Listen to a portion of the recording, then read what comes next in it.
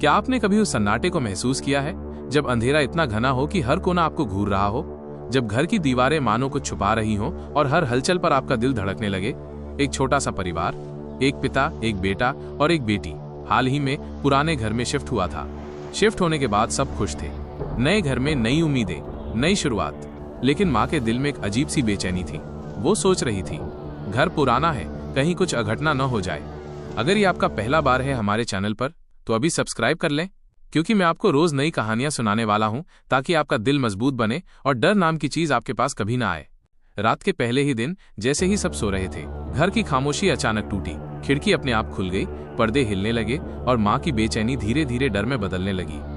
माँ और पिता नीचे से सब संभालने की कोशिश कर रहे थे, लेकिन ऊपर के कमरे से पैरों की भारी आवाज धीरे धीरे नीचे की ओर आती हुई सुनाई दी। फर्श पर लकड़ी की सीढ़ियां चरमरा रही थी। हर कदम पर डर और रहस्य बढ़ता जा रहा था। फिर अचानक सीढ़ियों से किसी बच्चे की धीमी और डरावनी हंसी गूंज उठी, जैसे घर में कोई अदृश्य शख्स घूम रहा हो। कमरे का दरवाजा खुला, अंधेरा ही अंधेरा। दीवार पर एक छोटी सी परछाई भागती हुई दिखाई दी। अचानक दरवाजा जोर से अपने आप बंद हो गया। पिता कमरे में फंस गए और नीचे परिवार डर के मारे सहम गया। घर की खामोशी अब पहले जैसी नहीं रही। हर कोने में रहस्य और डर का एहसास था, और उस रात की कहानी सिर्फ शुरू हुई थी। आगे जो हुआ वो आप खुद ही सुन सकते हैं। अगर आप सुनना चाहते हैं तो अभी सब्सक्राइब करें।